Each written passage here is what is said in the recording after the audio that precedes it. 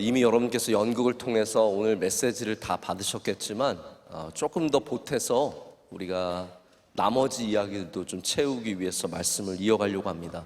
우리 명석교회 오래 나오신 분들은 보통 이제 담임 목사가 우리 어린이 주일 예배에 뭐 극 중에 나오고 극을 인도하는 거 많이 보셨을 텐데 제가 해보니까 굉장히 어렵더라고요. 그래서 이 은혜로운 부분들은 우리 전사님께 맡기고 저는 이제 말씀으로 여러분과 함께 오늘 은혜를 나누고자 합니다. 오늘 말씀에 나오는 이삭은 아브라함의 아들이고 야곱의 아버지로서 가장 중요한 족장 중에 하나입니다. 족장은 이스라엘의 아버지들이죠. 아브라함과 이삭과 야곱이 갖고 있는 공통점이 있습니다. 그들은 먼저 하나님을 경외하는 그러한 삶을 살았지만 더욱더 중요하게는 아브라함과 이삭과 야곱이 다 하나님이 주시는 형통함과 번성함이 있었습니다. 오늘 본문 말씀에도 마지막에 보면 번성했다라고 되어 있는데 이 형통과 번성은 그냥 아무 문제 없이 그냥 잘 살고 평안하고 적들이 없는 그러한 형통과 번성이 아니라 적들이 있음에도 불구하고 오늘과 같이 우물을 빼앗기고 수많은 사람들이 시기하고 질투하고 쫓아내고 어렵게 하지만 그 가운데서도 하나님이 주시는 번성함으로 다시 새로운 우물을 터뜨리는 그러한 형통함을 말하고 있습니다. 저는 그래서 오늘 특별히 어린이들에게 전하고 싶은 메시지도 있습니다. 우리가 이삭의 우물을 통해서 내 것을 양보하고 억울한 일을 당하는 가운데서 내 것을 빼앗겨도 우리가 가져야 하는 믿음이 무엇입니까? 잘 될 거야, 그게 아닙니다. 잘 될 거야가 아니라 하나님이 지금도 우리를 위해 일하고 계신다는 것입니다. 내 것을 빼앗겨도 내가 어려움을 당해도 하나님은 지금도 역사하고 계시고 일하고 계십니다. 우리가 하나님이 일하신다는 표현을 잘 이렇게 익숙하게 쓰지는 않는데요. 그걸 옛날 말로 우리 어른들의 말로 바꾸자면 하나님이 역사하신다는 거예요. God works. 하나님이 역사하신다를 우리가 쉽게 말하면 하나님께서 일하신다라고 말할 수 있습니다. 이 모든 우물들은 하나님이 우리 가운데 어떻게 일하고 계신지를 보여주는 상징들입니다.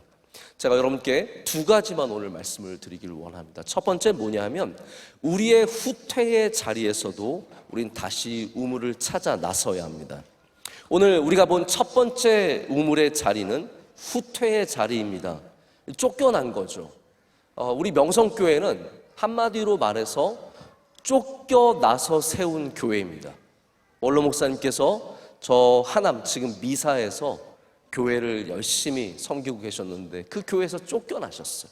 그래서 갈 데가 없어서 여기 500번 종점의 교회를 세웠는데 쫓겨나서 세운 교회에 하나님이 르호봇의 은혜를 내려주셨습니다.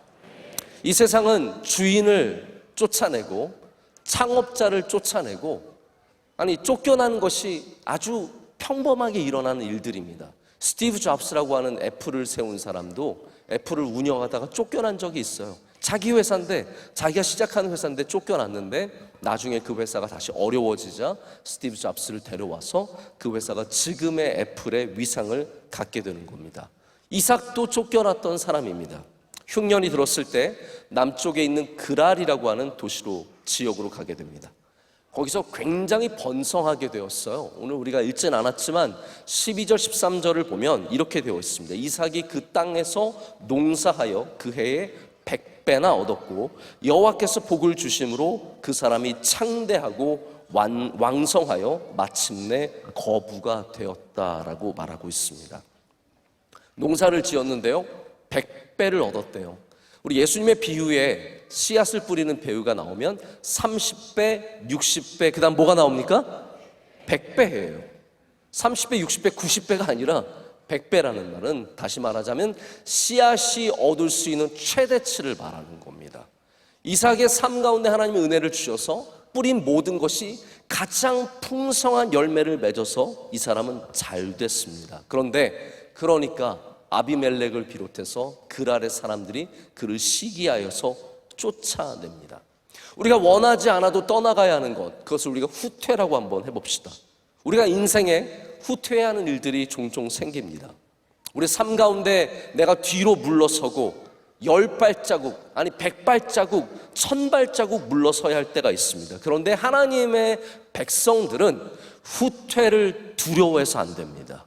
나 물러서야 하는데, 이거 그만둬야 하는데, 나 이거 없으면 못 사는데, 그런 마음을 가지면 안 된다는 거죠. 지난번에 우리에게 오셔서 말씀 전해주신 강준민 목사님 뭐라고 말씀하셨냐면, 인생의 마침표를 내 마음대로 찍지 말라는 거예요. 하나님께서 마침표를 찍기 전까지는 우리 마침표를 찍어서는 안 된다고 하셨습니다.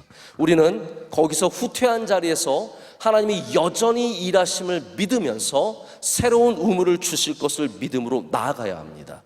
그래서 이삭이 그랄에서 쫓겨나서 그 모든 일구어난 삶의 터전들을 빼앗겼지만 골짜기로 가서 거기서 아버지가 파놓았던 우물들을 다시 만나게 됩니다.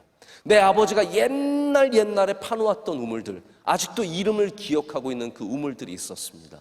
블레셋 사람들이 다 덮어놓았던 것들이지만 그가 가서 그것을 마주했을 때 이삭의 마음이 무슨 마음이 들었을까요? 하나님이 여전히 나와 함께 하시는구나. 내가 쫓겨갔지만, 내가 골짜기까지 밀려왔지만 하나님이 일하고 계셨구나. 거기서 그는 다시 그 우물들을 열어서 아버지가 불렀던 이름으로 다시 부르면서 다시 귀한 삶을 시작할 수 있었습니다. 두 번째는 우리가 좋은 것들을 내려놓을 수 있는 믿음이 있어야 합니다. 이삭이 골짜기까지 밀려갔습니다. 많은 믿음의 사람들이 광야로 항상 밀려갑니다. 그게 하나님의 역사하시는, 일하시는 방식입니다. 이 변두리로 골짜기로 갔는데 제가 그랄 골짜기라는 곳을 좀 찾아봤습니다. 얼마나 험한 곳일까? 근데 그랄 골짜기에 대한 정보가 성경에 혹은 다른 곳에 많지 않더라고요. 그러나 우리가 분명히 알 수 있는 것이 하나 있습니다. 그것은 뭐냐면 거기는 물이 풍부한 지역은 아니었습니다. 농사 짓기도 양떼를 부리기에도 어려운 지역이었습니다. 어떻게 알 수 있냐면요, 오늘 말씀 가운데 샘 근원을 얻었을 때 그것을 탐하는 사람들이 많이 생긴 것을 보아서 알 수 있습니다. 이 샘의 근원이라는 것은 이 원어로 말하자면 살아있는 물이라고 합니다. 살아있는 물은 뭐냐면 그냥 물이 고여있는 것이 아니라 끊임없이 물이 솟아나는 그러한 것을 말합니다. 샘의 근원을 얻어서 얼마나 기쁘고 감사했는지 모릅니다. 그런데 이걸 바로 아까 연극에서 보셨듯이 그랄의 목자들이 와서 그것을 금방 빼앗아 가게 됩니다. 저는 아까 전에 우리 이삭의 종이 그랄 목자들과 한판 레슬링을 할 때 정말 시원하게 한번 먹여주면 좋겠다라는 생각을 했어요. 우리 아이들이 얼마나 순수한지 모릅니다. 제가 일부 예배 드릴 때 우리 아까 그 이삭의 종 역할을 하셨던 전사님, 작년에도 그런 역할 비슷한 거 하셨는데 이분은 영원히 그런 역할을 하셔야 될 것 같아요. 얘네들을 죽일까요? 말까요? 우리 아이들이 참 순수합니다. 죽여요! 죽여버리세요! 막 찬양대에서 아이들이 막 소리 지르고 난리 났습니다. 저는 우리 아이들을 사랑합니다. 얼마나 착하고 순수한지 다 죽여버리라고, 싹 다 없애버리라고. 다 빼앗겼습니다. 그래서 이삭이 그곳을 다툼이라는 에색이란 이름으로 부르게 됩니다. 여러분, 세상에서 살아보신 어른들은, 부모님들은 아시죠? 빼앗기는 아픔이 있습니다. 내가 수고한 것을, 내가 열심히 쌓은 것을, 내가 힘들게 만든 아이디어를 빼앗기는 일들이 이 세상에는 많습니다. 세상은 좋은 것을 빼앗아 갑니다. 여러분, 나쁜 거는 바깥에 내놔도 아무도 안 가져가요. 여러분이 버리는 침대 아무도 안 가져갑니다.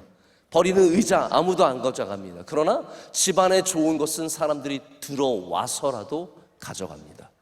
좋은 것들은 빼앗기는 것이 세상입니다. 그런데 우리 그리스도인들은 어떠한 마음을 가져야 하냐면, 좋은 것을 빼앗길지라도 하나님이 역사하시기 때문에 우리는 살아갈 수 있다는 믿음을 가져야 합니다.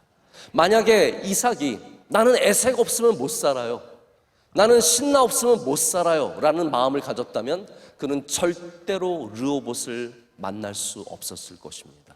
우리 삶 가운데 에색과 신나를 빼앗길지라도 우리는 하나님이 분명히 르호봇을 허락하실 것을 믿어야 합니다. 이삭이 가지고 있는 것은 다시 말씀드리지만 잘 될 거야가 아니에요. 우리는 그냥 잘 될 거야.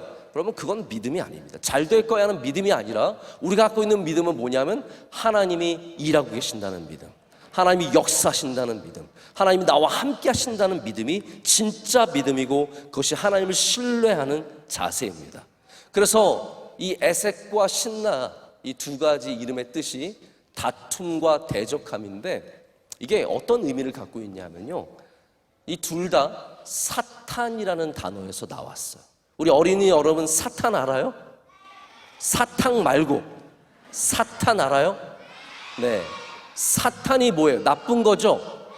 하나님 대적하는 거죠?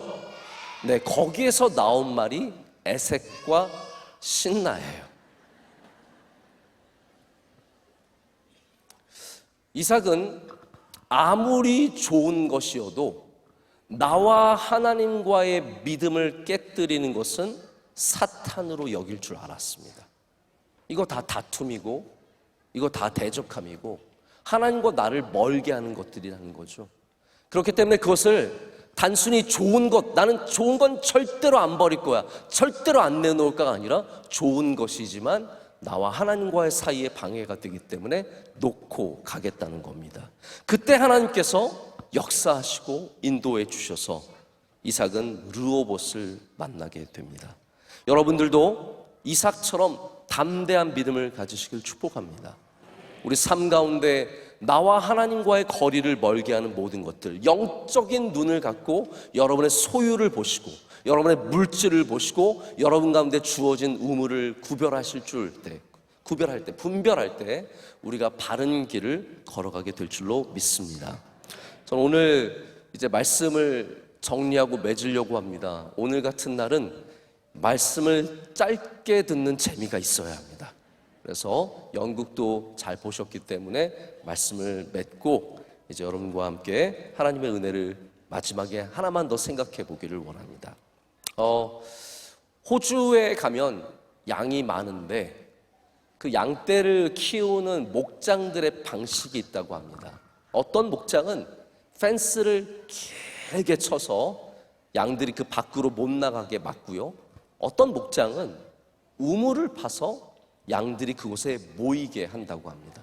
제가 그 이야기를 들었을 때 굉장히 교회로서 많은 도전을 받게 되었어요. 이 시대의 교회가 펜스를 굳게 쳐서 밖으로 못 나가게 하는 교회가 아니라 이 중앙에 예수 그리스도의 우물이 터져 나와서 생수가 나와서 양떼들이 모이는 교회가 되어야겠다.